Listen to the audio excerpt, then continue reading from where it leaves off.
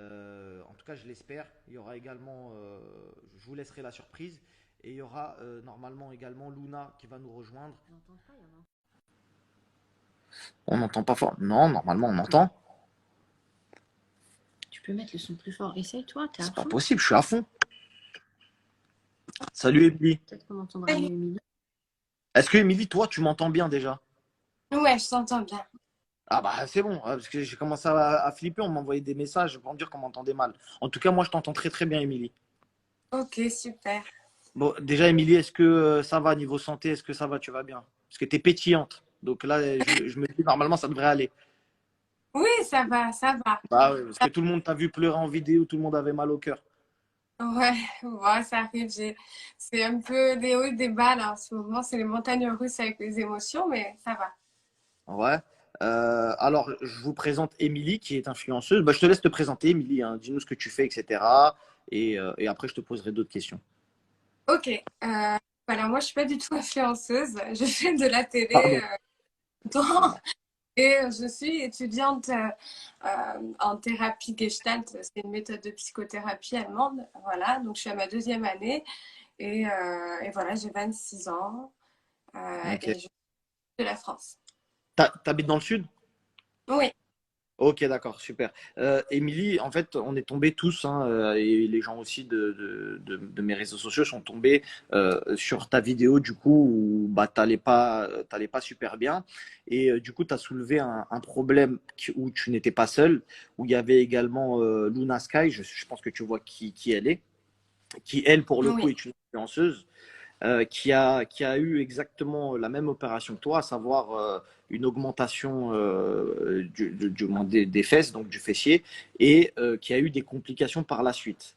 Il faut savoir que vous avez été toutes les deux injectées par le même chirurgien, qui est Benjamin Azoulay, pour ne pas le citer.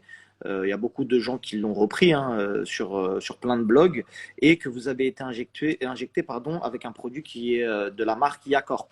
C'est bien ça. C'est ça, tout à fait. Donc voilà. Alors tu t'es fait opérer où et comment, dans quelles circonstances, qui t'a conseillé et surtout parce que j'ai vu que dans ta vidéo, tu avais dit que tu avais été approché, que tu devais le faire gratuitement. Si, du moins, si j'ai bien compris la vidéo, il se pourrait que ce soit pas ça, mais si tu peux nous expliquer. Alors, c'est en juillet, le 27 juillet, que Benjamin a pris contact avec moi pour me proposer des injections de Yacore.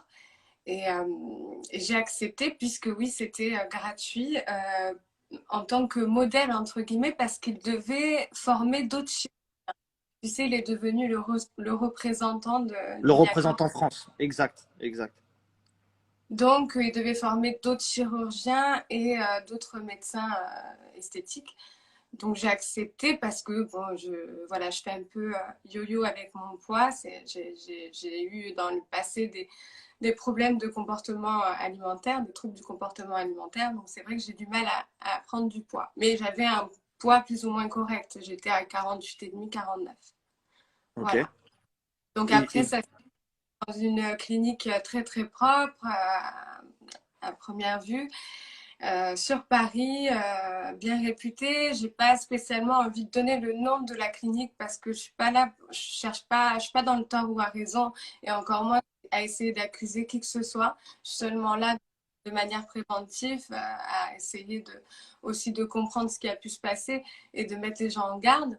Mais voilà, la clinique, au moment, j'ai pas envie de donner de nom de ce côté-là. d'accord. Ok.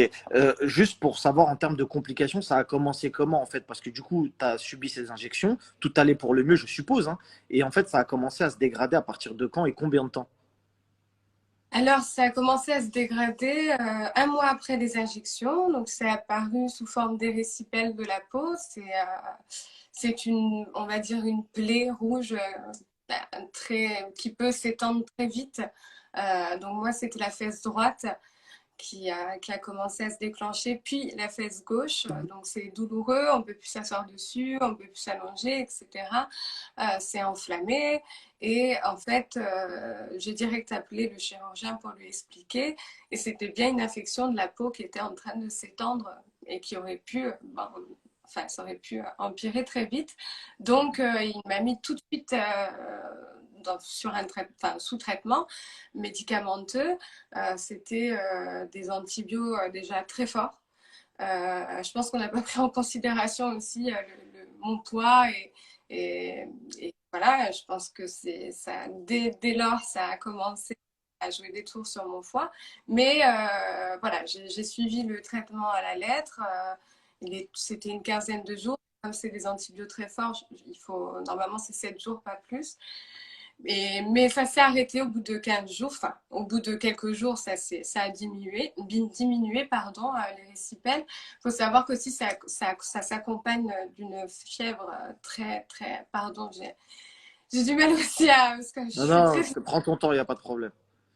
fatiguée pour moi parce que, pardon, je suis désolée, Marc, parce que c'est dur en ce moment. Émilie, te prends pas la tête, vraiment, vraiment, vraiment. C'est très courageux de ta part. Il y a énormément de filles qui te prennent un petit peu comme exemple parce que du coup, peut-être elles songent aujourd'hui à faire de la chirurgie et tu as une voix aujourd'hui qui porte et tu es l'exemple type d'une fille qui peut-être aujourd'hui se regarde dans la glace en se disant moi aussi j'ai envie de faire des injections, etc. Il faut que tu sois forte pour elle. Aujourd'hui, tu es sortie, et je crois, elle est sortie de. Parce que c'est Nadé également qui m'a aidé Et à. ben, malheureusement, Tu es encore t'es encore en non, souffrance? ouais, elle a toujours eu T'es, des t'es traitements et elle a son foie qui est très endommagé maintenant. Et malheureusement, le traitement qu'on lui propose, c'est de faire un traitement qui est encore plus fort et elle ne peut malheureusement plus le prendre parce que le traitement d'avant a un peu bousillé son foie finalement, la pauvre. Et je sais qu'il y a beaucoup de jeunes filles qui nous regardent, etc. Aujourd'hui, on met le doigt sur quelque chose où il n'y a pas souvent de gens. On a tendance à mettre en avant le côté positif de la chirurgie en disant regardez, c'est des bombes atomiques, etc. Et les filles comme toi, comme ma femme, comme plein d'autres gens, et vous avez envie de plaire à vos maris, vous avez envie de plaire pour les filles célibataires, voilà, elles ont envie de plaire à elles-mêmes, etc. Et aujourd'hui, c'est pas sans conséquence. Je pense que si je te reposerais la question, Émilie, si je ne m'abuse, je pense que tu me dirais je ferais rien du tout. Je ne le ferai pas du tout, voilà, c'est exactement ça. Et en fait, ce qui s'est passé, c'est que dès que j'ai arrêté le traitement, l'infection est revenue. Donc, je vous montre un peu tous les médicaments que j'ai pris depuis le mois d'août. Donc, on a tous ces paquets-là, là, et plus tout ça. En fait, je suis... là, c'est mon dossier médical, enfin, tous mes documents médicaux. Donc, en fait, je suis en rechute en permanence dès que j'arrête un traitement.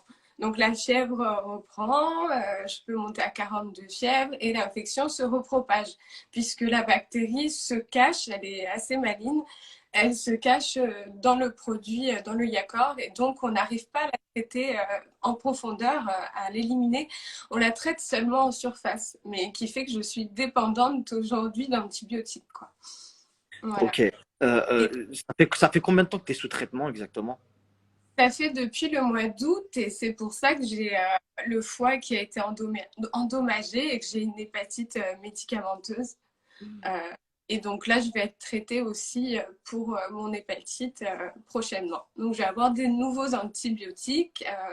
J'ai pas encore terminé là mes antibiotiques parce qu'ils m'ont passé un nouveau traitement moins fort. Donc, il me reste encore une quinzaine de jours. Après, on va partir sur un traitement. Là, on me propose un traitement de 60 jours, mais qui serait beaucoup plus fort. Mais du coup, ton foie ne tiendrait pas Mais ton forcément. foie, au bout d'un moment, Mais là, bon, je vais dire, c'est pour ça qu'en fait, je suis un peu dans le flou. J'ai pas trop de solutions. Mon estomac aussi, il est bousillé. Il faut savoir que c'est un peu, enfin, j'aime pas parler de ces détails-là, mais je me vide. Mon corps rejette tout. J'ai plus d'apport calorique parce que le moindre aliment que je prends, je vais le rejeter sous forme de sel graisseuse et du coup, je peux plus grossir. Ce qui fait que je suis descendue à 45 kilos et que là, il faut vraiment d'urgence trouver une solution parce que ça peut plus continuer, quoi. mais Voilà. alors, je veux pas te faire peur parce que toi, entre guillemets, j'ai bien l'impression que tu t'en sors un peu mieux que Luna. Luna qui est exactement comme toi, je vais dire quelque chose qui peut paraître choquant, mais pour des injections au fessier, aujourd'hui, elle frôle la mort, quoi. Et c'est quelque chose qui est super, super, super dangereux. non pas l'intervention en elle-même, mais les répercussions qu'il peut y avoir derrière si on ne se traite pas à temps, etc. Pour vous parler un petit peu de Luna, je ne sais pas si elle est dans le live, si tu peux regarder, si tu peux la faire monter dans le J'ai live. posé la Parce question, que, par contre, à parce Émilie, que c'est j'ai eu important. Luna. Elle a été Ouais, très assidue dans le ouais, traitement qu'on a la fait. différence entre Luna et Émilie que vous voyez avec moi en live, c'est que Émilie, elle a été très consciencieuse et elle a suivi à la lettre ce que le chirurgien lui a dit de faire, etc. Et puis surtout qu'elle était déjà sur place, elle est en France, etc. Luna, c'est une histoire vraiment similaire, mais à la fois différente également parce qu'elle habite aux États-Unis et que pour garder sa green card, elle n'a pas forcément pu suivre les traitements à la lettre qu'on lui a demandé. Et ça peut paraître rien comme ça parce que Luna supportait un petit peu la douleur. Elle vous expliquera elle-même si elle vient dans le live. Nadé est en train de regarder. Donc, en fait, une fois, elle était à la plage, elle avait mal aux fesses, mais pas de ouf non plus, quoi. Et il y a sa copine qui lui a dit, quand elle était en maillot de bain, t'as des taches rouges sur les fesses. Elle est partie regarder dans un miroir et effectivement, elle a vu que c'était chaud, quoi. C'était grave. Donc, elle a immédiatement appelé le chirurgien. Il lui a expliqué exactement les mêmes symptômes qu'à toi, en te disant que tu fais un rejet, qu'il y a quelque chose de machin. Je suis pas chirurgien, je suis pas médecin, j'arriverai pas à expliquer, mais en gros, qu'il y a une anomalie et que eh ben, va falloir prendre des antibiotiques, se mettre sous antibio, se mettre sous traitement, etc. Je vais pas dire qu'elle l'a pris à la légère, mais en tout cas, euh, elle n'a pas foncé sur le traitement, quoi, en mode on verra ce que ça donne, etc. Et du coup, elle a fait le yo-yo avec des traitements. Après, elle est sortie de l'hôpital, etc. Et aujourd'hui, Luna se trouve aux États-Unis avec des médecins incompétents qui n'arrivent pas à la soigner. Il y a des lettres qui ont été faites de la part de chirurgiens en France directement avec l'ordre de consulat de je sais pas quoi français aux États-Unis pour lui dire que la patiente allait mourir et que c'est de la responsabilité des États-Unis. Le système médical aux États-Unis, bah, les gens ne le savent peut-être pas, mais il est catastrophique. On a failli la tuer. Il y a des médecins qui sont rentrés avec des scalpels pour lui ouvrir les fesses et lui faire sortir le pus qu'elle avait dans ses fesses parce que truc. Mais quand on parle de ça, on a l'impression que c'est rien. Mais limite, on lui a proposé de faire une ablation des fesses. C'est-à-dire que, en fait, toutes tes fesses, on va te les couper et t'as plus de fesses, quoi, en gros, et tu te retrouves avec, bah, c'est soit ça, soit tu meurs. Et ça, faut que vraiment les jeunes s'en rendent compte aujourd'hui. Il y a beaucoup de gens qui font la promotion de la chirurgie. Alors, non pas que la chirurgie soit mauvaise, il y a encore ma femme il y a quelques mois de ça, qui a fait son nez. Donc, encore, donc c'est pas quelque chose que je déteste, bien loin de là, si ça peut rendre heureuse des femmes, etc. Mais bien le faire et avec des chirurgiens compétents. Je sais que Benjamin, qui est ton chirurgien et qui est celui de Luna, etc., et c'est même lui qui a fait le nez de ma femme, etc., est un très bon chirurgien qui est très consciencieux de son travail. Aujourd'hui, il a proposé beaucoup d'alternatives à Luna. Ça a été très très compliqué, très très Alors, dur. si vous voulez, Ouais. alors je voulais juste vous dire, il y a Luna qui est là, qui écoute le live et qui va intervenir avec nous. Simplement, quand elle s'exprime, elle a un peu de mal à s'exprimer.